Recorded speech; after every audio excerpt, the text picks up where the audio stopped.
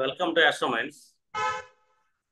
ఇప్పుడు నాది new batch వచ్చి జూన్ 22 నుంచి ఉంటుంది. అంటే ఆస్ట్రాలజీ అంటే ఓన్లీ ప్రెడిక్టివ్ ఆస్ట్రాలజీ అనమాట. ఎక్కువగా నా దగ్గర జాయిన్ అయ్యే వాళ్ళు ఎవరు ఉన్నారంటే ఈ ఎంఏ ఆస్ట్రాలజీ చేసేవాళ్ళు, డిప్లొమా వాళ్ళు ఎక్కువ వస్తుంటారు ప్రెడిక్టివ్ కోసం. అసలు మనకి ఆస్ట్రాలజీ అనే కాదు, అసలు ఆ స్కిల్ సెట్ ఎలా డెవలప్ అవ్వాలి ఆస్ట్రాలజీ అనేది చాలా ఇంపార్టెంట్. అందులో ఇక్కడ మనకి చాలా సిద్ధాంతాలు ఉంటాయి. ఇప్పుడు నా క్లాసెస్ ఆన్లైన్ ఉంది, ఆఫ్లైన్ ఉంది, 2 టైప్స్ ఉంటాయి. ఇప్పుడు ఆఫ్లైన్ వచ్చేసరికి హైదరాబాద్లో ఉండే వాళ్ళకంటే బాగా అవైలబిలిటీగా ఉంటుంది. అది వీకెండ్స్ పెట్టాను. సాటర్డే సండే మార్నింగ్ 11కి స్టార్ట్ అవుతుంది. ఒక 1.5 అవర్ 2 అవర్ కూడా ఉండొచ్చు, ఒక్కసారి 2 గంటలు కూడా వెళ్తుంది క్లాస్ అనేది. ఇంకా లైవ్ వాళ్ళకి ఏంటంటే ఇంకా ప్రాక్టీస్ కూడా ఉంటుంది, లైవ్ ప్రాక్టీస్ ఒక్కసారి. అది థియరీ పార్ట్ ఒక 1.5 అవర్ వెళ్ళింది అనుకోండి, 1 అవర్ 1.5 అవర్. ఆ థియరీ పార్ట్ని ఎలా యూజ్ చేస్తాం మనం ప్రెడిక్టివ్ పార్ట్లోకి అని చెప్పేసి అది ఒక 1.5 అవర్ వెళ్తుంటుంది. అలాగా లైవ్ వాళ్ళకు కూడా 3 అవర్స్ వెళ్తుంది. ఇప్పుడు ఆన్లైన్లో అనుకోండి, నాకు చాలా ఉన్నాయి యూట్యూబ్లో వీడియోస్. ఆల్మోస్ట్ ఒక్కొక్క వీడియో 1 అవర్ 1.5 అవర్ కూడా ఉంటాయి. దగ్గర దగ్గర 400 ఉంటాయి. నేర్చుకున్న వాళ్ళకి అది ఫ్రీగా నేర్చుకోవచ్చు. ఆ వీడియోలు కూడా మ్యాక్సిమం నా ఏంటంటే ఆల్రెడీ పెయిడ్ క్లాస్ వాళ్ళ వీడియోలు అప్పట్లో రిలీజ్ చేశాను. అవి పెయిడ్ క్లాస్ నాకు యాక్చువల్గా 1 అవర్ రికార్డింగ్ వెళ్ళింది అనుకోండి. యాక్చువల్ క్లాస్ అది నాకు 2.5 అవర్ 3 అవర్స్ వెళ్తాయి. మిగతా అంతా ఏంటంటే ఆఫ్ రికార్డింగ్లో ఉంటుంది. వాళ్ళు ఏంటంటే ఈ నోట్స్ రాసుకుంటాం, రియల్ ప్రాక్టీస్ ఉంటుంది. కాకపోతే యూట్యూబ్లో వచ్చింది ఏంటంటే రికార్డింగ్ వరకు వస్తుంది. ఇంకా నాతో డిస్కషన్ చేయటం కానీ డౌట్స్ క్లారిఫై చేసుకుంటూ ఇదంతా ఏంటంటే ఆఫ్ రికార్డింగ్లో జరుగుతుంది. ఇప్పుడు ఈ బ్యాచ్ కూడా అలాగ ఉంటుందంటే మీకు ఇది కూడా 1.5 అవర్ థియరీ క్లాస్ వెళ్తుంది. మిగతా అది అరగంట పట్టచ్చు, ఒక్కసారి గంట గంటన్నర కూడా పట్టదు. ఫాస్ట్ బ్యాచ్లు అవి 5 గంటల కంటిన్యూషన్ క్లాసులు కూడా ఎక్కువ నడిచాయి.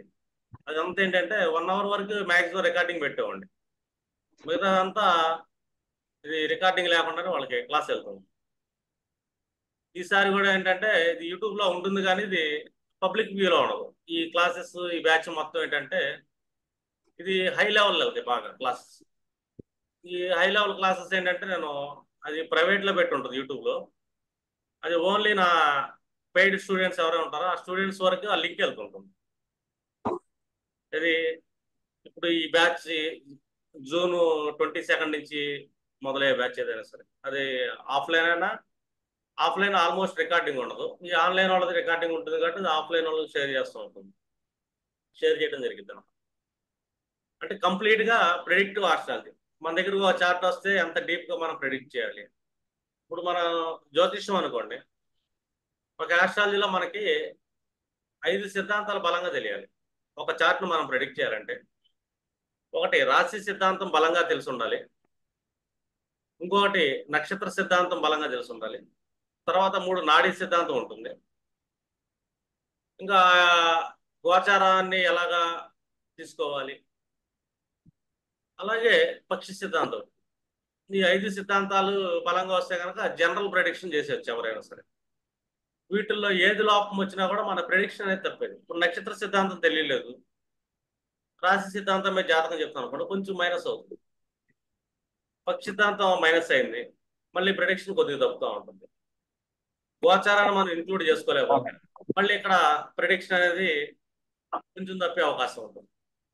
అంటే ఎగ్జాక్ట్ ప్రిడిక్షన్ రావాలంటే వీటన్నిటిని ఎలా యూటిలైజ్ చేయాలని ఉంటుంది. ఇప్పుడు జనరల్గా మనం పుస్తకాలు చదివాం అనుకోండి, చాలా పుస్తకాలు ఉన్నాయి, లాట్ ఆఫ్ పుస్తకాలు. నేనేంటంటే కనబడ్డ ప్రతి పుస్తకం స్టడీ చేస్తుంటాను. మార్కెట్లో ఒక జ్యోతిషం పుస్తకం వచ్చిందంటే అది నా రేఖలోకి వచ్చేస్తుంది. దాని మీద కొంత టైం స్పెండ్ చేయటం, రీసెర్చ్ చేయటం, వాళ్ళు ఆలోచన విధానం ఎలా ఉంది, మహర్షుల ఆలోచన విధానం,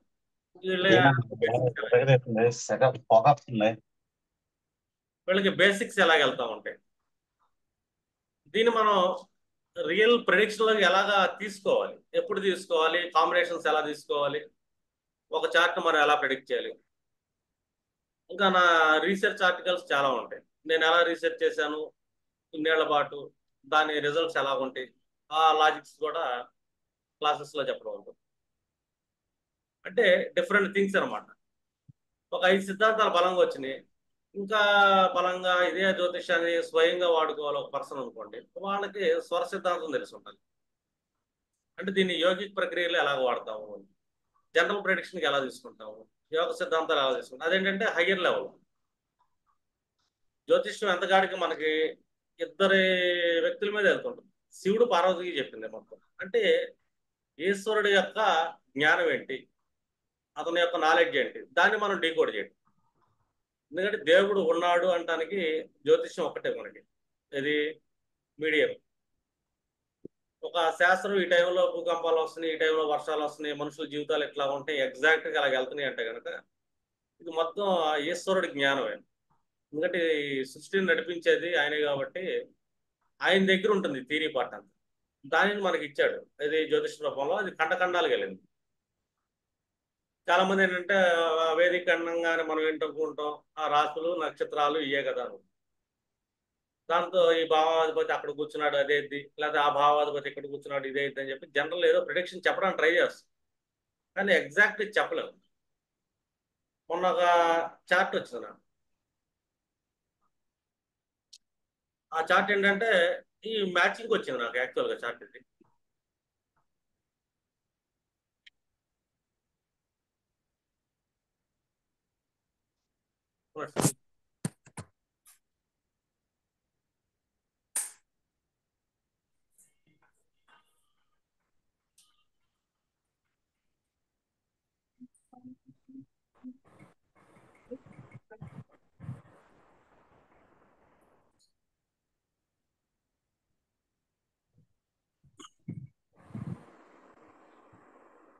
ఇది ఒక ఆస్ట్రాలజర్ నుంచి నాకు వచ్చిన చార్ట్ యాక్చువల్గా.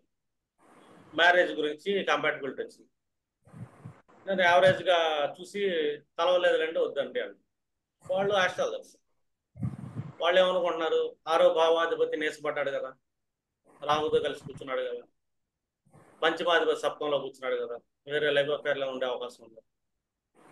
నవమ స్థానంలో గురుడు కూర్చున్నాడు, గురుడు కూర్చున్న స్థానహాని, శని చూస్తున్నాడు 10వ దృష్టితో. ఇక్కడ ఫాదర్కి ఎలా ఉంటుంది, ఇలా ఏంటంటే ఒక బుక్ నాలెడ్జ్ ఉన్న ఆస్ట్రాలజర్. ఒక బుక్ నాలెడ్జ్ కొద్దిగా ఒక పరిచయం ఉన్నవాళ్ళు, జ్యోతిషం ఉన్నవాళ్ళు ఏంటంటే ఈ చార్ట్ని చూడగానే కొద్దిగా నెగిటివ్ థింకింగ్ చేసే అవకాశాలు ఉన్నాయి.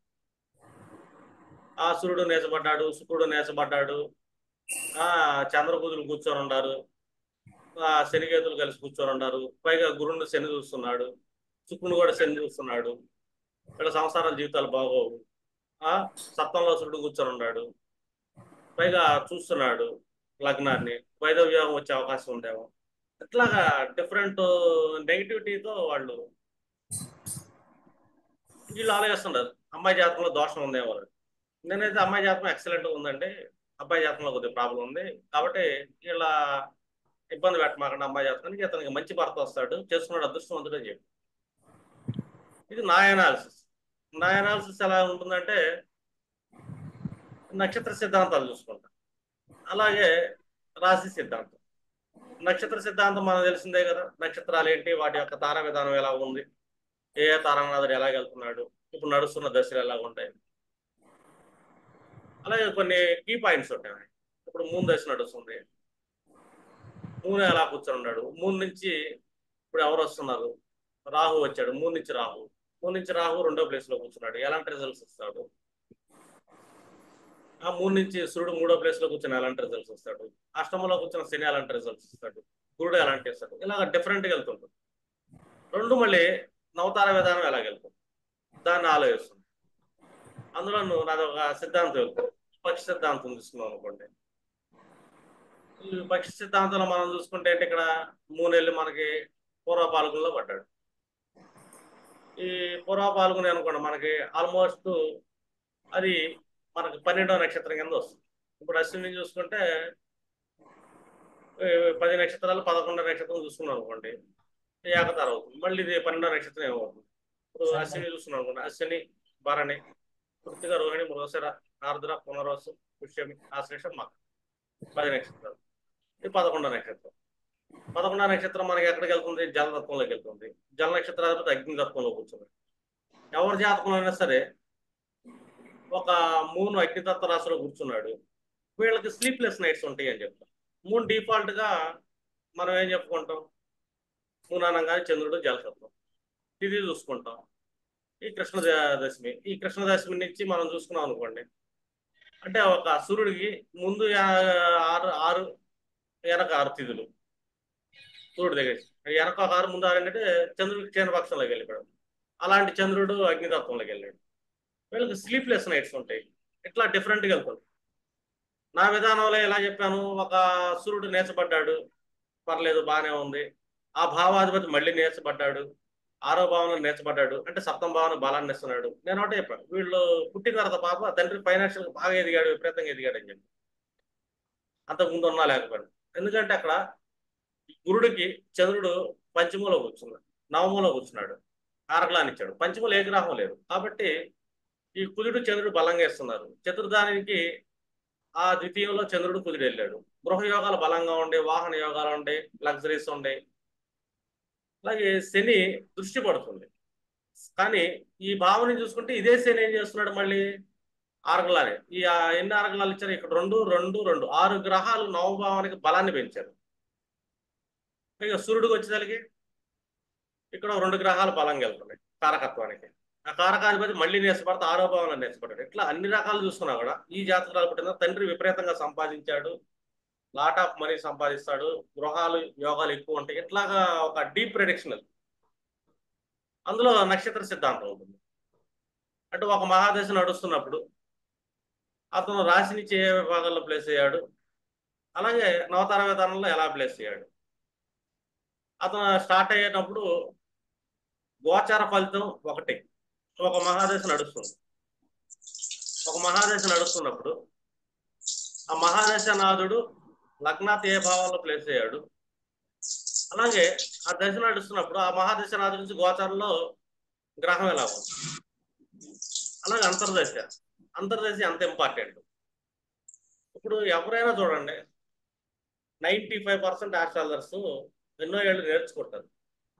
నేర్చుకున్నాక ఏం చేస్తారు, వాళ్ళు ఫైనల్గా చార్ట్ ఓపెన్ చేసి ఏ మహాదశ వస్తుందో చూసి ఆ మహాదశ రాదండి ఇది అయిపోద్దండి చెప్పి మ్యాక్సిమం 5 minutes 10 minutes నేర్చుకున్న మొత్తం పోతుంది వాళ్ళు. కానీ ప్రతి ఒక్క విభాగాన్ని జాగ్రత్తగా పరిశీలిస్తా, రాశి విధానం అంటే రాశి సిద్ధాంతం చూడాలి, నక్షత్ర సిద్ధాంతాన్ని చూడాలి, గోచార ఫలం ఎలాగ ఉంటుందో చూసుకోవాలి. ఆ తర్వాత మనకి ఈ పక్షి సిద్ధాంతం ఎలాగెళ్తుందో తెలియాలి, నాడీ సిద్ధాంతం తెలుసుంటాం.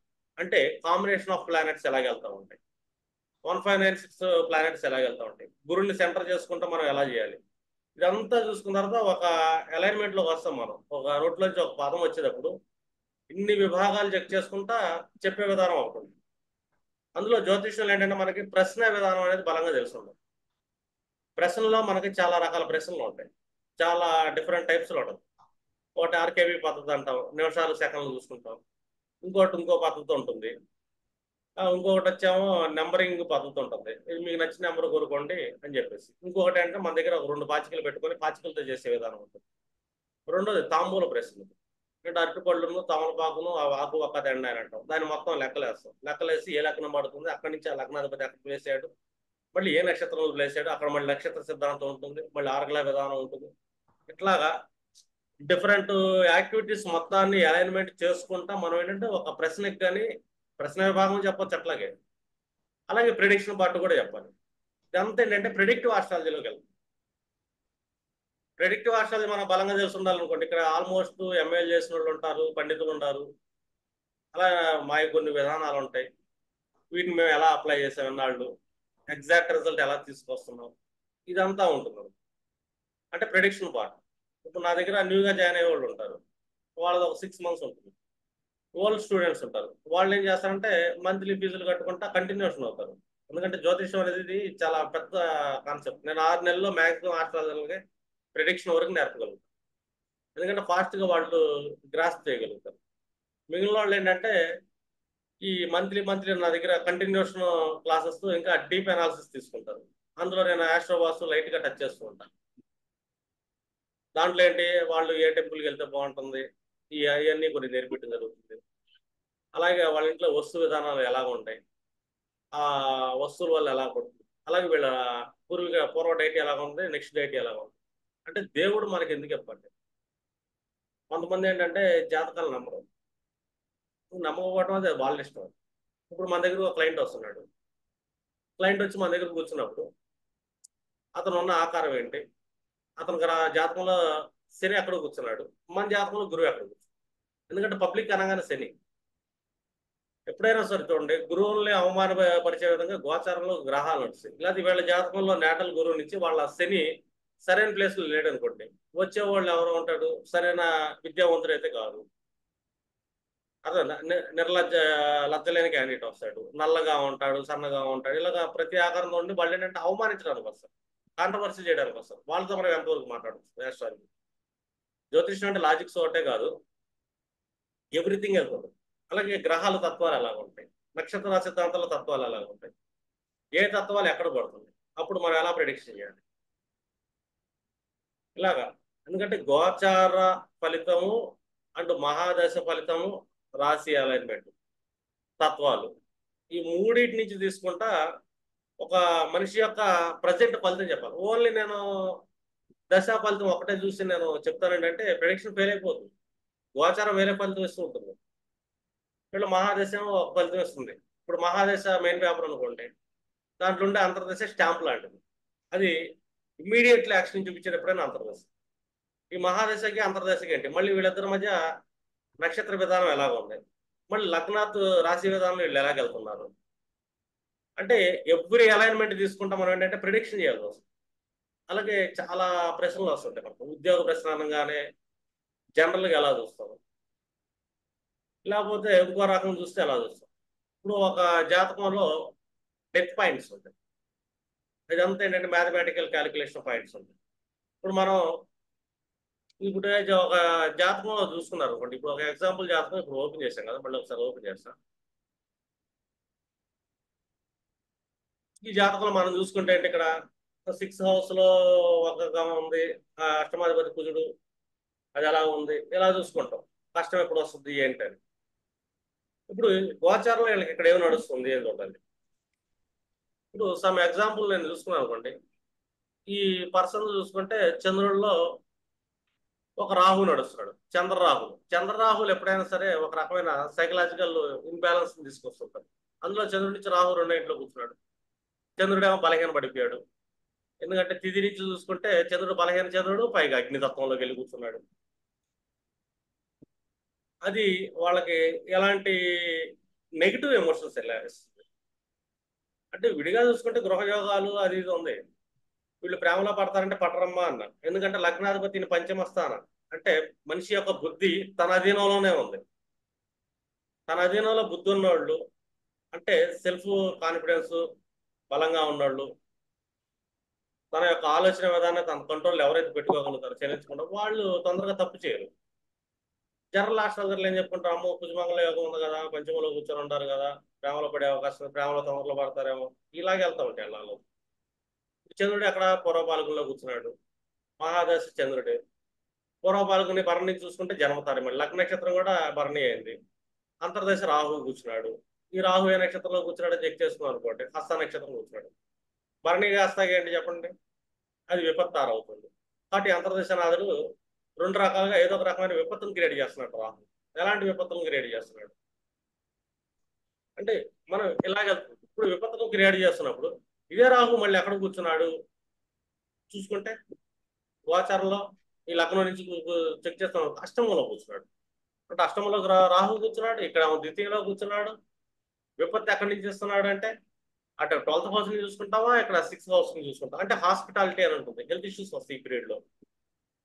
అంటే ఒక గోచారాన్ని మనం ఎలా అలైన్ చేసుకోవాలి ఇక్కడ. ఇప్పుడు రాహు పరిస్థితి ఏంటి, రాహు ఎక్కడ కూర్చున్నాడు, జలతత్వంలో కూర్చొని ఉన్నాడు, ఇక్కడ భూతత్వంలో కూర్చున్నాడు. అంటే ఇవి ఎటు నుంచి హెల్త్ ఇష్యూస్ వస్తాయి.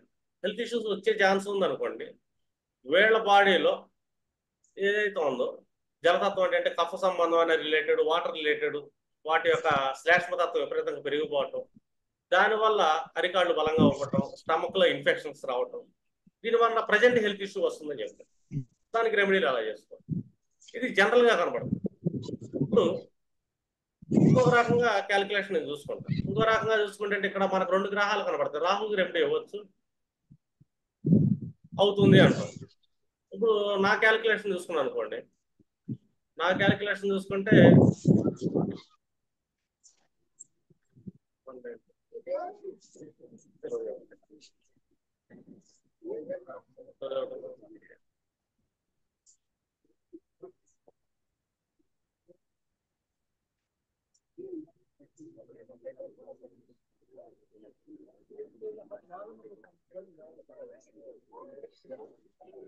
ఈ పీరియడ్ లో శని ఇబ్బంది పెడుతున్నాడు, శనికి రెమెడీ చేయండి అంట.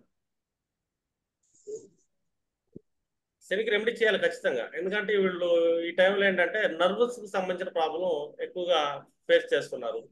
వీళ్ళలో అవును మేడం. నాడులు నర్వస్ మీరు కి ప్రాబ్లం ఉంటుంది ఈ పర్టికులర్ పీరియడ్ లో. ఇక్కడే అవునండి, జాయిన్ శని మనకు చేసుకుంటారా? రాలా. యాక్చువల్ గా శని మనకు రాకపోయినా కూడా లేదు, మీరు జాయిన్ నేను శనిని తీసేసుకున్నా. 8th క్లాస్ కోసం అందులో వచ్చారు వీళ్ళు. జాయిన్ సఫర్ ఫస్ట్ అయ్యే స్టాండర్డ్ ఛాన్స్ ఎప్పుడు ఇక్కడే ఉంటుంది? ఉన్నారు. ఈ పర్సన్ సఫర్ అయితే ఆగస్ట్ నుంచి నవంబర్ లోపు కంప్లీట్ హెల్త్ ఇష్యూలోకి వెళ్ళిపోతుందని చెప్తాను. అది నేను ఒక పాయింట్ తీసుకున్నాను క్యాలిక్యులేషన్. ఈ పాయింట్ లో నాకు ఏంటంటే శని కొట్టాడు. ఇప్పుడు నడుస్తున్న దాంట్లో శని లేడు యాక్చువల్గా. శని ఎప్పుడు ఆగస్టులో వస్తాడు, కానీ ప్రాబ్లం స్టార్ట్ అయిపోయింది.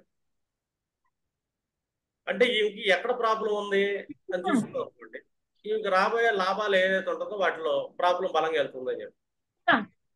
ప్రస్తుత పీరియడ్ లో కూడా ఈ అంతర్దేశ నాదుడు వీళ్ళందరూ ఏంటంటే ఈ కుంభలగ్నానికి యాక్సిస్లు ఇస్తూ ఉంటారు.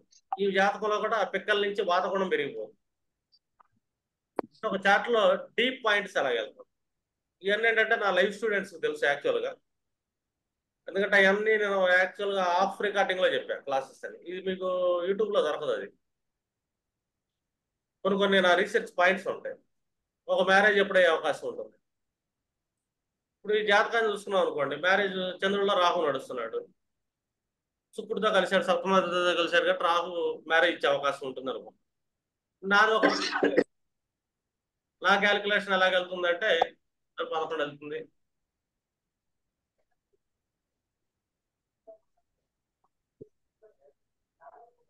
ఇప్పుడు వీళ్ళకి మ్యారేజ్ చూసుకున్నాం అనుకోండి, సమ్ ఎగ్జాంపుల్.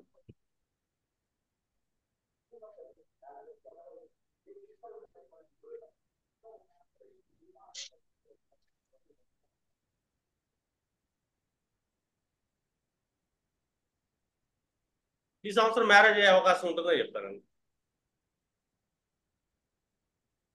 ఎందుకంటే గురుడు వీళ్ళ జాతకంలో ఇప్పుడు వృషభ రాశిని టచ్ చేశాడు కాబట్టి వీళ్ళది మ్యారేజ్ పాయింట్ వృషభ రాశిలో పడింది.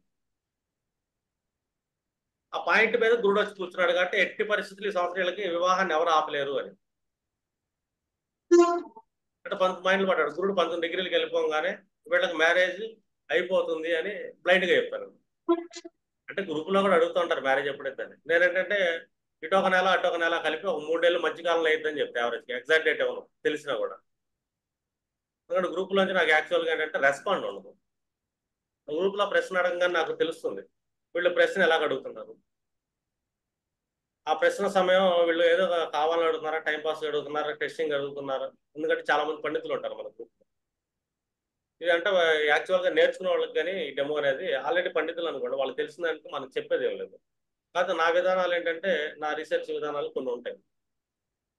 వీటిని స్టూడెంట్స్కి ఏంటంటే ఎక్స్ప్లెయిన్ చేయడం ఉంటుంది. ఎందుకంటే 6 monthsలో మ్యాక్సిమం ఎక్స్ప్లెయిన్ చేయగలుగుతాను నేను.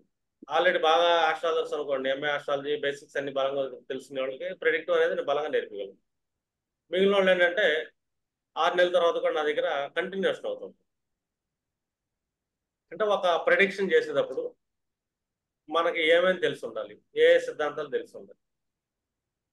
ఇంకా మంచి ఆస్ట్రాలజర్స్ అనుకోండి స్వర సిద్ధాంతం మీద బలంగా ఉంటారు, స్వరం మీద ఎక్కువ ప్రాక్టీస్ చేస్తారు సంవత్సరాల తరబడి. అది యోగులకు సంబంధించినట్టు వెళ్ళిపోవచ్చు, వీళ్ళు కూడా యోగ స్థితిలోకి వెళ్ళొచ్చు. అలాగే మనకి నాడీ సిద్ధాంతాలు ఇప్పుడు జస్ట్ ఒక కుజికేతువులు కంజంక్షన్ గారు 159లో పట్టారనుకోండి, ఆ సెక్టార్స్ నుంచి రెమెడీ ఏంటంటే యోగా చేయండి ఆయన అంట. యోగా మెడిటేషన్ చేయండి బయటికి వెళ్తారంట. ఇదే కుజుడు రాహుతో కనెక్ట్ అయ్యాడు, ల్యాండ్ ఇష్యూస్ ఉంటాయి. ఇదే కుజుడు కేతుతో ఉన్నా కూడా ల్యాండ్ ఇష్యూస్ ఉంటాయి. లేడీస్ జాతకంలో మ్యారిటల్ ఇష్యూస్ ఉంటాయి. వీళ్ళకి మనం ఏం చెప్తాం, రాహు కలిస్తే ఫిజికల్ ఎక్సర్సైజ్ యోగా యోగా కాదు, ఫిజికల్ ఎక్సర్సైజెస్లో ఏముంటాయి మనకి? డంబుల్స్ ఎత్తాయి అంటే రన్నింగ్ కానీ, వాకింగ్ కానీ, జిమ్ కానీ ఇలాంటి వాటికి వెళ్ళండి. కసరత్తులు, వ్యాయామాలు. అది కేతు కనెక్ట్ అయ్యాడు కుజుడుతో. యోగా చేయండి, మెడిటేషన్ చేయండి, ప్రాణాయామం చేయండి, ఇట్లా చెప్తాం. అంటే ఒక కాంబినేషన్. ఇక్కడ ఏమొస్తుంది మనకి? నాడీ సిద్ధాంతం యాక్టివేట్ అవుతుంది. ఒకటేమో రాశి సిద్ధాంతం, ఇంకోటేమో నాడీ సిద్ధాంతం. ఈ తత్వాల గురించి మనకు మహర్షులు ఎందుకు చెప్పారు అంటే ఈశ్వరుడి జ్ఞానం ఏంటి ఇక్కడ? నక్షత్ర సిద్ధాంతాన్ని ఎప్పుడు తీసుకుంటాం? నక్షత్ర సిద్ధాంతాన్ని, నాడీ సిద్ధాంతాన్ని, రాశి సిద్ధాంతాన్ని, అలాగే గోచారంలో ప్రస్తుత కాలంలో ఎలాంటి ఫలితం వస్తుంది, ఆల్రెడీ వీళ్ళకి రన్నింగ్ బ్యాక్ ఎండ్ ఫలితం ఎలా నడుస్తుంది, వీటన్నిటిని అలైన్మెంట్ చేసుకుంటా మనం ఇప్పుడు ఏం చెప్పాలి వీళ్ళకి? అదొకటి. అలాగే గోచారంలో ఖగోళ జ్ఞానంలో మనం ఏం చెప్తాం? భూమి మీద ఎలా ఎలా జరుగుతూ ఉంటాయి, పర్సన్స్కి ఎలా జరుగుతాం ఈ పీరియడ్లో, అది గోచారం. అది విడిగా ప్రిడిక్షన్ చేస్తుంది. అలాగే గోచార ఫలాలు ఎలా చెప్పాలి? చంద్రుడు బేస్ చేసుకుని మనం ఎలా ఫలం చెప్తాం, లగ్నంతో ఎలా ఫలం చెప్తాం. ఒక గోచార ఫలం చెప్పేటప్పుడు ఎలాంటి రూల్స్ ఉంటాయి, వీళ్ళ లైఫ్లోకి ఎలాగ వస్తుంది ఇదే గోచార ఫలం, వ్యక్తిగతంగా ఎలాగ ఉంటుంది, యూనివర్సల్గా ఎలాగ ఉంటుంది. ఇప్పుడు గురుడు ఏం చెప్పారు? ద్వితీయంలో కూర్చున్నాడు, మేష రాశిలో సూపర్ అంటారు, డబ్బులు బాగా వస్తాయంట. 12 ఇంట్లో రాహు కూర్చున్నాడమ్మా, ఇప్పుడు ఎప్పుడేం రావు, అలాంటి ఆశలు పెట్టుకో మాకండే అంట. కాబట్టి గురువు సంచారం ఏదైతే ఉందో మేష రాశులకు డబ్బులు అయితే రావు, సంపాదన అయితే పెద్దగా ఏమి ఉండదు. రీజన్ ఏంటి? గురుడు ఇస్తున్నాడు, రాహు ఆపేస్తున్నాడు 12 ఇంట్లో. 12 ఇంట్లో రాహు సంవత్సరంన్నర ఉంటాడు, గురుడు ఇక్కడ సంవత్సరం ఉంటాడు. రేపు రాహు కదులుతున్నాడు అనుకోండి, శని వచ్చి కూర్చుంటాడు అక్కడ, మళ్ళీ ఇవ్వడం. అంటే ఇక్కడ మనకి కాలం వేస్ట్ అయిపోయింది. అంటే గోచారం నుంచి, గురుడు నుంచి మనం ఫలితం తీసుకోవట్లేదు. అంటే ఏం పడుతుంది విరోధారకంగా అంటే బంధకం ఏంటి, ప్రతిబంధకం ఏంటి? ఇప్పుడు 3వ ఇంట్లో గ్రహం మనకు బ్యాడ్ చేస్తుంది గోచారంలో, ఇంకొక చోట నుంచి ఏం చేస్తుందంటే ఆ బ్యాండ్ ఆపుతా, అదే భావం నుంచి చంద్రుడి నుంచి 7వ భావంలో ఉన్న గ్రహం ఆ బ్యాండ్ రాకుండా ఆపేస్తుంది. ఒకళ్ళ జాతకంలో చంద్రుడి నుంచి 3వ ఇంట్లో గురుడు కూర్చున్నట్టు, అదే చంద్రుడి 7వ ఇంట్లో ఏ గ్రహం లేదనుకోండి, ఖచ్చితంగా వాళ్ళ లైఫ్ లో గురుడు వల్ల బ్యాడ్ అనిపిస్తారు. అట్లా ఇట్లాంటి కొన్ని లాజిక్స్, అలైన్మెంట్, చాలా విధానాలుగా మనం దాన్ని అనాలిసిస్ ఇవ్వాల్సి వస్తుంది. ఒక దశను ప్రెడిక్ట్ చేస్తున్నప్పుడు ఆ దశ ఏంటి, ఆ దశ మొదలవుతున్నప్పుడు ఆ దశానాథుడు గోచారాలు ఎక్కడి నుంచి స్టార్ట్ అవుతుంది. రెండు, ఈ దశానాథుడు నక్షత్ర సిద్ధాంతంలోంచి ఎలా ప్లేస్ అయ్యాడు, రాశి సిద్ధాంతం నుంచి ఎలా ప్లేస్ అయ్యాడు. ఇప్పుడు దశానాథుడి నుంచి అంతర్దశానాథుడు వస్తున్నప్పుడు ఈ అంతర్దశానాథుడు గోచారంలో దశానాథుడి నుంచి ఎక్కడ కూర్చున్నాడు, అంతర్దశానాథుడి నుంచి అదే అధినాథుడు గోచారంలో ఎలాంటి ఫలితాన్ని చూపిస్తున్నాడు, ఇప్పుడు వీళ్ళ లైఫ్ లో ఎలాంటి ఫలితం వస్తుంది. ఈ రెండింటిని క్లబ్ చేస్తా ఒక ఫలితాన్ని మనం చెప్పాలి. ఇదంతా ఏంటంటే ప్రిడిక్టివ్ ఆస్ట్రాలజీలోనే వస్తుంది. మన కాలేజీలో ఏం చెప్తారంటే బేసిక్స్ చెప్తారు, మనకి ఎంతకాడికి లాజిక్స్ చెప్పుకుంటూ వెళ్తా ఉంటారు, విడివిడిగా చెప్తుంటారు. విడివిడిగా లాజిక్స్ చెప్తారు. అందులో మనకి ఒకటి ఉంటుంది, పుష్ అండ్ పుల్ థియరీలు ఉంటాయి క్లాసెస్. ఎత్తశాల మోసరిఫ యోగం ఉంటుంది. ఒక మందగ్రహం వెనకాల నుంచి పట్టేసుకుంది. ఇప్పుడు లేతగ్రహం మనకి ఇవ్వలేకపోతుంది ఫలితం, వెనకాల లేతగ్రహం కూర్చుంది, అదేంటంటే మందగ్రహాన్ని పుష్ చేస్తా ఫలితాన్ని ఇవ్వడానికి ట్రై చేస్తుంది. ఈ ఫలితాన్ని ఇస్తున్నప్పుడు వేరే గ్రహం ఏమైనా అడ్డం పడుతుంది అనుకోండి, దానికి మనం రెమెడీ ఎలా చెప్పాలి. ఇట్లాగేంటంటే ఒక ప్రెడిక్టివ్ ఆస్ట్రాలజీలో ఇన్ డీప్ నాలెడ్జ్ అనేది ప్రెడిక్టివ్లోనే వస్తుంది. అంటే ఇప్పుడు మనం కాలేజీలోకి వెళ్ళామండి, చదివామండి, అయిపోయింది. తర్వాత ఇంటర్న్షిప్ అనేది ఉంటుంది. ఇంటర్న్షిప్ చేసిన తర్వాత ఆ తర్వాత రియల్ వర్క్లోకి వెళ్ళిన తర్వాత ఎక్స్పీరియన్స్ అనేది వస్తుంది. మనకి ఇంటర్న్షిప్ ఎక్కడ చేయాలంటే ఎక్స్పీరియన్స్ పర్సన్స్ దగ్గర, పొద్దున్న లేస్తే అదే పని ఉన్న వాళ్ళ దగ్గర చేయాలి. ఇప్పుడు ఇంటర్న్షిప్ అనేది మనం థియరిటికల్గా చేయలేము. అతను అదే ఫీల్డ్లో ఉన్న ప్రొఫెషనల్ దగ్గరికి వెళ్తే అది ఇంటర్న్షిప్ అయింది. అంటే వాళ్ళు దాని మీదే ఉండాలి, 24/7. వేరే వ్యాపకాలు, వేరే ఇది ఉండకూడదు, వేరే ఆలోచనలు ఉండకూడదు. ఇలాగ మనం ఆస్ట్రాలజీ ఎలా నేర్చుకుంటున్నాం, ప్రెడిక్టివ్ ఆస్ట్రాలజీ ఎంత ఇంపార్టెంట్. ప్రెడిక్టివ్ ఆస్ట్రాలజీ మీద కమాండ్ రాలేదు మనకి, మనం పుస్తకాలు థియరీలు చెప్పుకుంటూ ఉంటాం అంతే. లేదనుకోండి నిందలు వేస్తుంటాం. ఇప్పుడు ఒక స్కిల్ పర్సన్ లేడు, ఒక స్కిల్ లేనప్పుడు అతని దగ్గర ఒక టెక్నాలజీలో మనకి జాబులు పోతున్నాయండి, వాళ్ళు తీశారు వీళ్ళు తీశారు అని చెప్పి నిందలు వేస్తాం. మనం కూడా వేస్తాం నిందల మీద. వీళ్ళ పూర్వకరం ఎలా ఉందో, ఏ దరిద్రం పెట్టుకొచ్చాడు ఒక నింద వేస్తాం, అమ్మో పార్వతీ శాపం ఉందని చెప్పి ఇంకొక నింద వేస్తాం. అందుకే అందరూ అన్ని చెప్పలేరని చెప్పి కూడా ఎందుకంటే అన్ని తెలిసి ప్రెడిక్టివ్లోకి వెళ్ళము. అంటే ఒక మనిషి ఆయుష్ ఎలాగెళ్తుంది, లేదు కష్టకాలం ఈ దశలో ఎలాగ వస్తుంది, ఇది కష్టకాలం చూపించలేదు అనుకోండి, గోచారం బలమైన కష్టకాలం చూపిస్తుంది. నాకు 9th హౌస్లో ప్లానెట్ నడుస్తుందని ఆనందపడుతుంటాడు. నక్షత్ర సిద్ధాంతంలో ఆ ప్లానెట్ బ్యాన్ చేసే అవకాశం ఉంది. పైగా అతని నుంచి అంతర్దేశనాథులు మొత్తం బ్యాడ్ ప్లేస్లో కూర్చుంటారు. ఒకళ్ళ బతికారు అనుకోండి, ఒక మహాదేశంలో అంతర్దేశం ఒక్కటే కలిసి వచ్చింది 6 నెలల సంవత్సరం. మిగతా మహాదేశం మొత్తం 10 ఏళ్ళైనా 15 ఏళ్ళు ఉన్నాయి, 7 ఏళ్ల దశలు ఉంటాయి, 19 ఏళ్ళు 16 ఏళ్ల దశలు ఉంటాయి, ఎన్ని దెబ్బతింటాయి.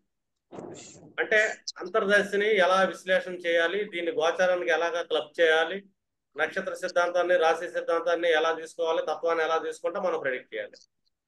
ఇది ప్రెడిక్టివ్ ఆస్ట్రాలజీలో వచ్చే కాన్సెప్ట్స్ అన్నమాట. మీకు ఏ టాపిక్స్ కవర్ అవుతాయి అంటే ప్రశ్న విధానం ఒకటి కవర్ అవుతుంది.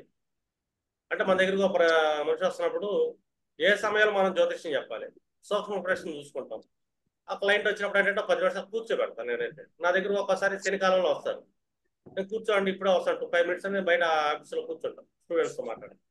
ఒక 10 మినిట్స్ కూర్చున్న తర్వాత వీళ్ళకి ఇంకా స్టార్ట్ చేయడం మొదలు పెడతాను. గురుకాలంలో స్టార్ట్ చేస్తాను. ఇంకా అది ఫ్లో తగ్గదనమాట.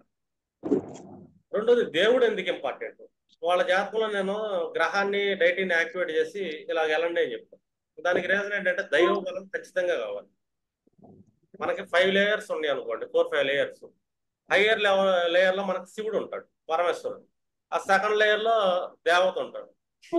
ఇప్పుడు మనకు చూసుకున్నాం అనుకోండి, ఒక రాష్ట్రపతి, ఆ కింద ప్రధానమంత్రి, ఆ కింద ముఖ్యమంత్రి, అతని కింద మంత్రులు. అట్లాగే మనకేంటంటే హయ్యర్ లెవెల్లో శివుడు ఉంటే ఆ కింద లేయర్లో ఉండేదేమో దేవతలు, ఆ కింద ఉండేదేమో ఉపదేవతలు, వాళ్ళ కింద ఉండేదేమో కుల దేవతలు అంటే గ్రామ దేవతలు, వాళ్ళ కింద ఉండేది గురువు అనమాట.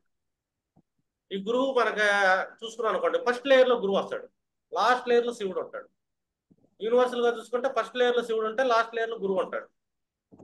అంటే ఈ ఆశీర్వాదం లేకుండా మనం ఎక్కడికి వెళ్ళలేము. ఇప్పుడు మనం పరిహారం చేయాలి, గ్రహ పరిహారం, దేవుడు బలం ఉంటే పరిహారం చేయగలుగుతాం. దేవుడు బలం ఉందనుకోండి, ప్రార్థన అనేది ప్రతి మనిషికి ఉంటుంది. వాళ్ళ వాళ్ళ కమ్యూనిటీలో ఇస్లామిక్తో ప్రార్థన ఉంటుంది, జైనులతో ప్రార్థన ఉంటుంది, సిక్కులతో, వాళ్ళు ఏదో ఒకటి ప్రార్థన చేస్తారు వాళ్ళ గురువుకి, దేవుడికి.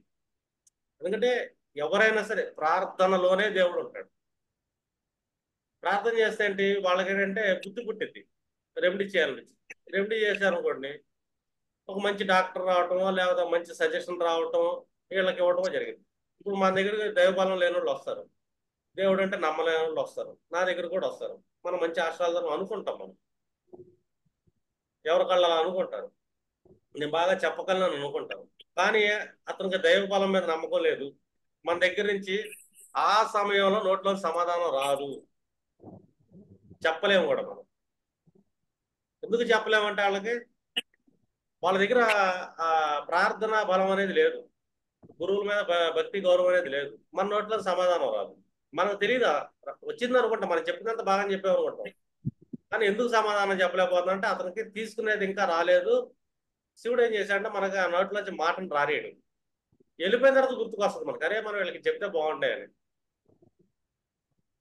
అప్పుడు నాకు అసలు ఎందుకు గుర్తుకు రాలేదు, అసలు మనం ఎప్పుడు చెప్తా ఉంటాం కదా, అసలు ఆ స్పృహ నాకు ఎందుకు రాలేదని చెప్పి నాకు ఇలాంటి అనుభవాలు ఎన్నోసార్లు అయినాయి. ఇప్పుడు అనుకున్నా వీళ్ళ దగ్గర దైవబలం లేదని.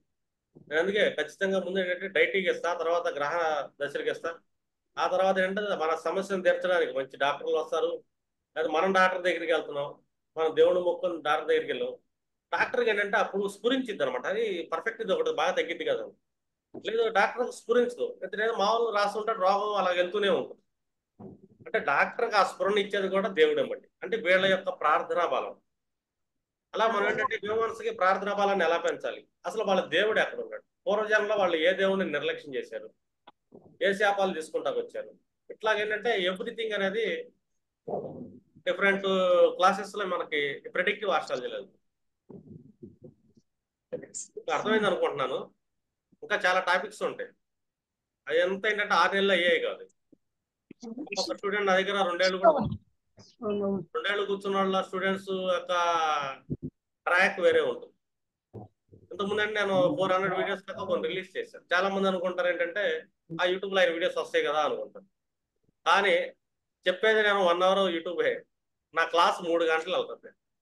2 గంటల క్లాసు ఏమవుతుంది, ఈ 2 గంటల క్లాసులో నేను అసలు ఏం చెప్తున్నాను, నా ఓల్డ్ స్టూడెంట్స్ అందరూ తెలుసు సంగతి. ఓకేనా. థ్యాంక్ యూ వెరీ మచ్ అండి. మీకు డౌట్స్ ఉంటే అడగచ్చు సబ్జెక్ట్కి సంబంధించి. ఎందుకంటే ఉన్నారు కదా ఇక్కడ ఓల్డ్ స్టూడెంట్స్, వెల్లూరి ఉంది, వినయ్ ఉన్నారు, కామేశ్వర్ గారు ఉన్నారు.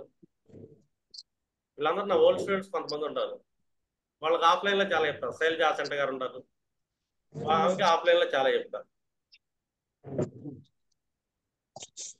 అవి యూట్యూబ్లో అయితే దొరకవు. కానీ జాగ్రత్తగా వింటే కనుక మన ఆ టైంలో నాది చాలా ఫాస్ట్గా వెళ్తుంది. ఆ ఫాస్ట్లో పాయింట్ వదిలేస్తా. దాన్ని పట్టుకునేది చాలా తక్కువ మంది పట్టుకుంటారు. 99% పట్టుకోరు. 1% కాన్సన్ట్రేషన్ క్యాండిడేట్ లాజిక్ని పట్టుకుని అక్కడి నుంచి రీసెర్చ్ చేస్తాడు. ఉండే పాయింట్స్ వదిలే, చాలా క్లాసెస్లో వదిలే.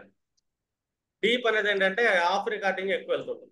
1 అవర్ రికార్డింగ్ అయిపోయిన తర్వాత నోట్స్ వరకు మిగతాది మొత్తం వాళ్ళకి అప్లికబుల్ ఎలా చేయాలి ఏంటని చెప్తాను. ఇంకెవరికైనా డౌట్స్ ఉన్నాయండి?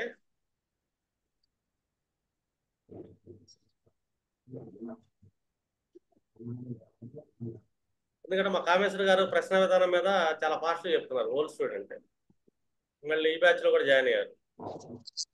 2 బ్యాచెస్ తీసుకోవాలా, 1 బ్యాచ్ 2 బ్యాచెస్ తీసుకోలేదు అనమాట మేడం గారిని. ఫస్ట్ బ్యాచ్ అండి.